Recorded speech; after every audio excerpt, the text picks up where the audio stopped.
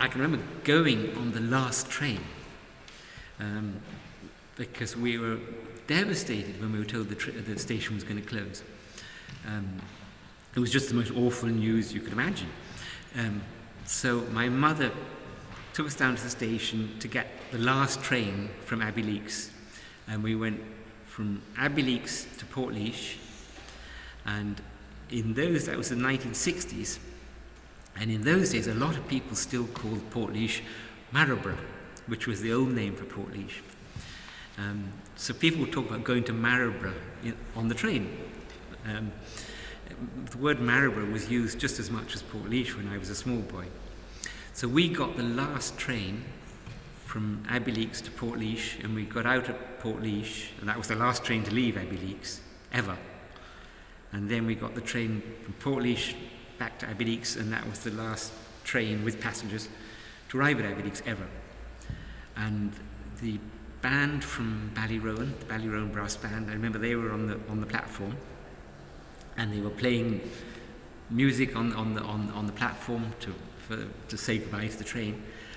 And before they'd finished the piece of music they were playing, the train was just about to leave, and some of the members of the band wanted to be on the last train, so they just dropped their instruments on the platform and jumped into the train, and there was only about half the band left playing out the end of the tune.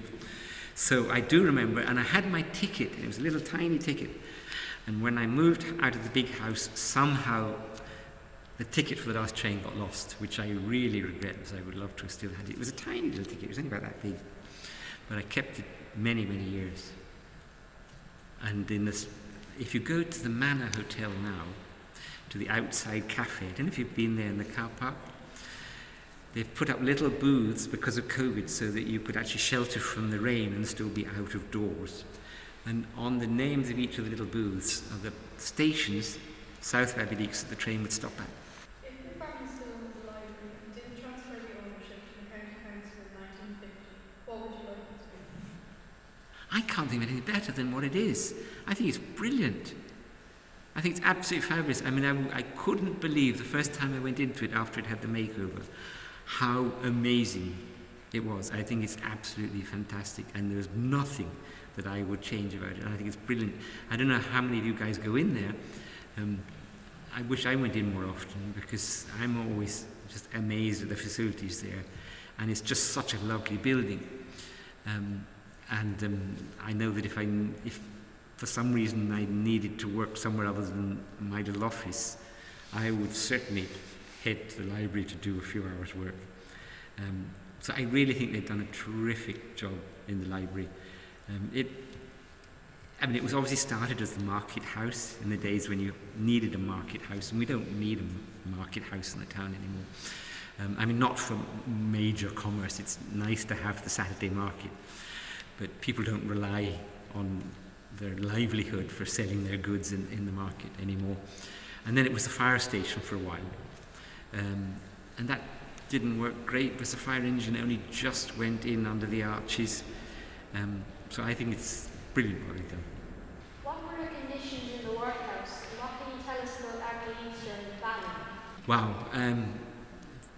they were terrible. They were awful. It was just utterly beyond comprehension of how ghastly the conditions were throughout the country. Nothing to do with Abbeyleix's workhouse in particular, but I'm sure you've studied the famine, and just we can't imagine anything as appalling now, thank God, as what happened to Ireland in those days. I don't know if you guys go to Donaghmore, do you go there do you go to the Workhouse Museum at Donaghmore? No. It's very sober. I never watch scary movies because I just don't like being scared and upset on TV. But Donaghmore Workhouse, which is just the other side of Rathdowney, is largely as it was, the buildings. And it is open now, you can do tours of it. But it's really upsetting because it was just dreadful. And I think the Abbeyleix one was better, but the conditions throughout the country were so bad that nowhere was going to be nice, and the rules were just appalling. It was just so miserably unfair and dreadful that you weren't, and the rules were made in England by the English administrators, that you weren't allowed in the workhouse unless you were absolutely destitute and on death's door. So you had, and this, I don't know much about the Abbeyleix one in particular, but workhouses in general, you had no, all your self-respect was removed before you were allowed in there. So you would almost rather die than go in there. It was just so ghastly. And you were separated from your family, which was completely unnecessary. And women were put on one side and men on the other. You were separated from your children were separated from your parents, and you had to be absolutely penniless before you were allowed in there. And then when you were in there, you had to work, but you were so weak by then that you could scarcely work, and you had soup on which you supposedly could survive. That was the idea of it. But it was just so awful, the conditions. The de Vesci family did their best and supported it a lot with their own money, as did quite a number of landowners. There were a lot of really bad landowners, but there were more good ones than actually are credited. They don't get much of the line. Not all the landlords were bad. The de Vescis were very good, and the ones at Burr were very good. But there were a lot of utterly dreadful English landlords who never even came to Ireland. The de Vescis were pretty unique in that they stayed here the whole time. They were never absentees. This was always their home. And they also never built a big perimeter wall around the estate. Nearly every big family estate in Ireland has a big wall around the outside. I don't know if you've been to Stradbally or gone through Monasterevin or been to Burr or Tullamore, Charleville. All those big estates tended to have really high walls, and they were built during the famine to provide employment.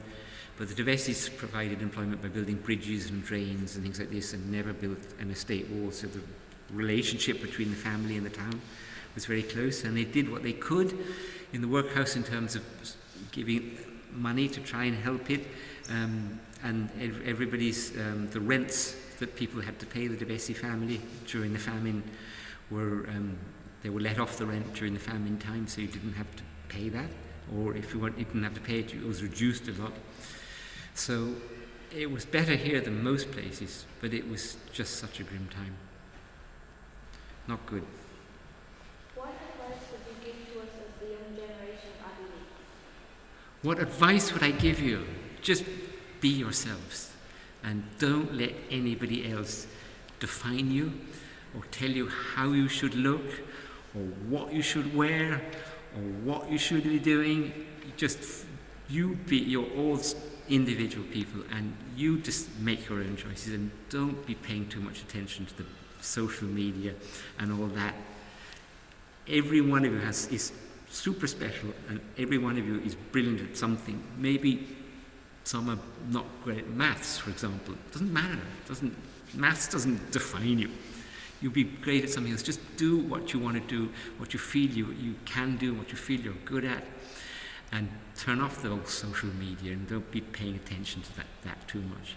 And don't let other people bully you or tell you what you should be doing, or that what you do isn't cool. It changes. The stuff now is like super cool. It was so uncool 10 years ago. So just take no notice of that, and just follow your dream and be the person that you want to be. That's the advice I'd give you. Sorry, I probably talked far too much. Sorry, Tom, there's just one question we probably forgot. Could you just tell us, and this will be your last one, if you don't mind, what was life like for you in primary school? Sorry? What was your primary school like? When you were between 4 My and 12 primary years? school. Well, I didn't go to school at all until I was 7.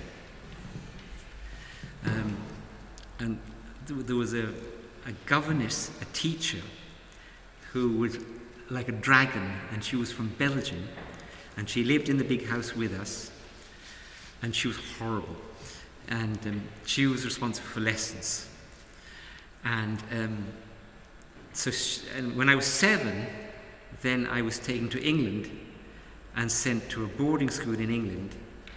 And I can remember arriving age 7, and I'd only been to England, I think, once before with my parents. And they said, "See you in 12 weeks." And I went, "What?" So I didn't see my parents for 12 weeks. At the school actually wasn't so bad. I mean, when you arrived, you had these dormitories, and there was 12 or 13 people in the dormitory, and everybody just cried their eyes out and hugged their teddy bear every night for the first kind of 3 weeks, and then everybody sort of said, "Guys, we're stuck here, we better make the best of it," and sort of got on with it. So it was very different. And then you'd have 4 weeks at Christmas, and 4 weeks at Easter, and 8 weeks in the summer when you'd be home here. And the rest of the time, you'd be at the boarding school in England. And none of us came out actually warped maniacs. And some of those guys that arrived with me age 7 are still really close friends of mine, and they're normal people. They're not even odd. So that was the kind of way it was. I guess for posh people, and I guess we were considered posh, so that was the kind of norm for people who lived in a big house, that you went off to school in England. And then you changed school when you were about 12 and went to what was called your public school, but it's actually still a fee-paying school. And they say that this way of educating people actually was good for the British Empire, because people got used to being sent off to India or wherever and not seeing their family for 2 or 3 years, and they were prepared to do it because they'd been doing it since they were 7. So and there were all these sort of fathers who would say, you have to man up and be tough and all that. And as kids, we didn't realize that as soon as our parents said goodbye to us, that they would go to their house and cry as well. We always thought that they didn't care and we were the only ones crying. But eventually you find out that actually the parents didn't enjoy it either. But so it was different. So very different life maybe than what you're going through in school. The good thing was that your teacher couldn't complain that night about how bad you've been in school. And it took your parents quite a long time to find out if you had been really naughty. Because telephones weren't so widely used. So what you used to really dread was the post arriving, because there was no email or anything, so everything came by post. And you'd see this envelope and you'd know those were the reports from your school from all the teachers. And your heart would sink because you think, oh gosh, the reports arrive and my parents finally get to find out about how naughty I was in the last term. Did you do sport at any time over there or not? I really regret that I personally didn't do more sport, and it's one of my biggest regrets. My father wasn't sporty.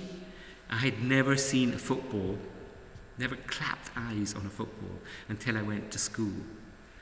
And there were other lads. As I had no brothers, I had 2 elder sisters, and I'd always kind of played by myself or some games with my sisters, but they didn't really want too much to do with me. So there were no ball games at all, and there were no contact sports at all. So the idea of somebody tackling me to get a ball, I mean, what would you do that for? So I never realized what fun it was until I had kids, and I thought, why didn't I do more of that when I was a kid?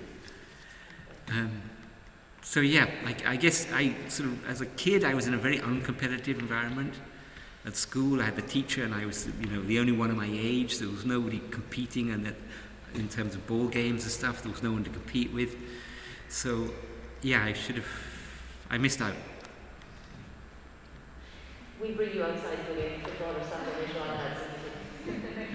Right, okay. When I say I missed out because it was my fault, not no one else's.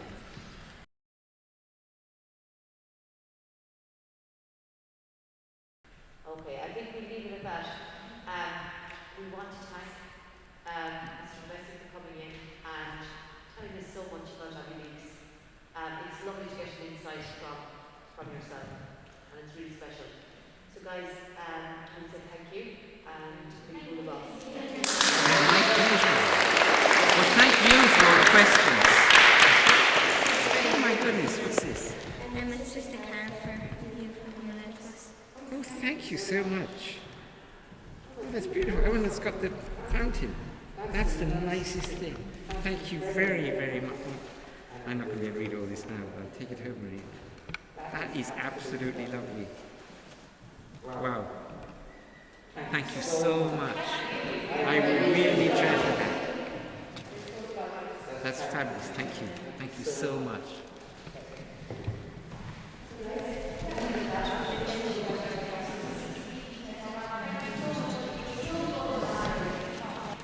Well, thank you guys. Oh wow. Thank you so much. Thank you very much. And keep up the tennis. That's really good. Thank you for being so patient. He works on the church. Sorry? He works on the church with Peter Kelly. Did you? Yeah. Me and Peter Kelly and my dad, we were all doing works on the church. And where does your dad live? He lives in Ballinlough with us. His son? Tim Bonham. Right. We both used to work in the fire station, the old one, the library. So did my granddad. Maybe we can organise a trip up to the old church. Well, thanks for telling me. Peter's still doing work now.